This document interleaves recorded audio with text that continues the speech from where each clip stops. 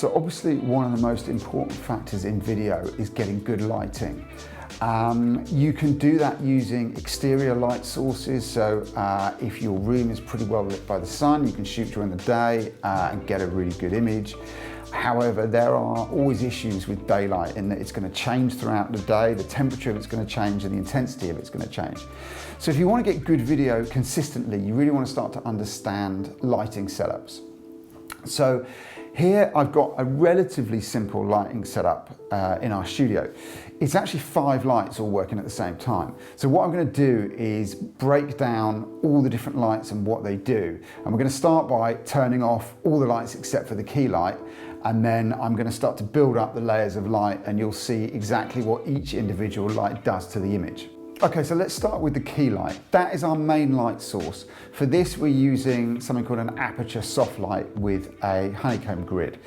Now, what that light does is create a really nice, even soft light around the face. And we have something called a honeycomb grid on it, which directs the light a little bit. So if we didn't have that, it would be throwing a big light everywhere. And actually, in this example, what we want to do is control all the different areas of the picture with different lights. So we start with the key light. The idea of that is that you expose it correctly on the side of the face that it's pointed at. It doesn't matter which side you're going to light first.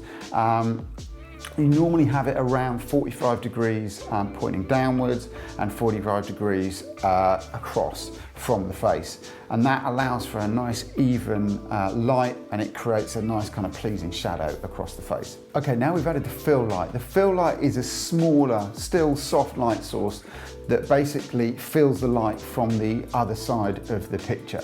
So for this, we're using a smaller aperture light, again with a soft dome on it, and that just creates a nice even light, just fills this side of the face. We don't put it up too high. We don't want it the same intensity as the fill light because we want a bit of a 3D look to it. So we want it to still have some shadow on it, but it's just to fill it in so that there's not really strong dark shadow areas there.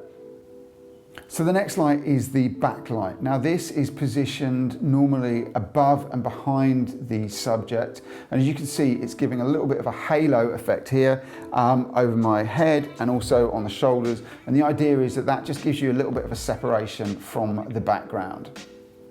Okay, next light is the background light, not to be confused with the backlight. The background light is exactly what it sounds like. It's a light shining on the background.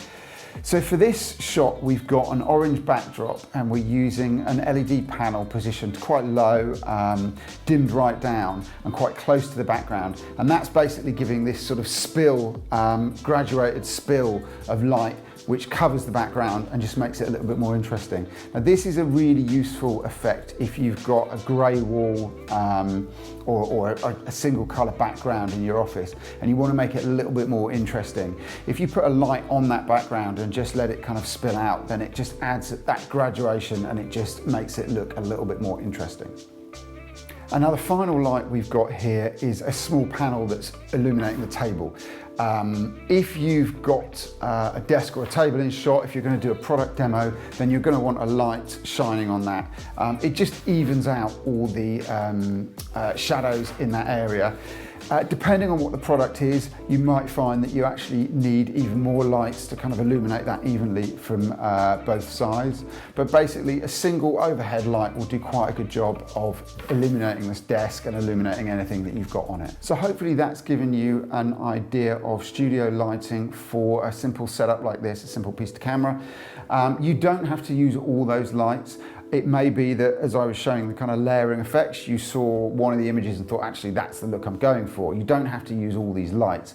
But as you can see from the way that we kind of separated them and layered them up and built them up, each one does serve its own purpose. So it's worth playing around with different lights and different intensities of lights on your shot just to see what they do.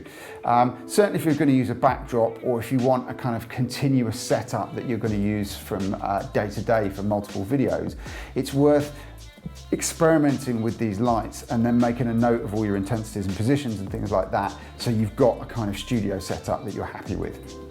So if you've got any particular questions about this video, please feel free to stick them in the comments and I'll do my best to answer them.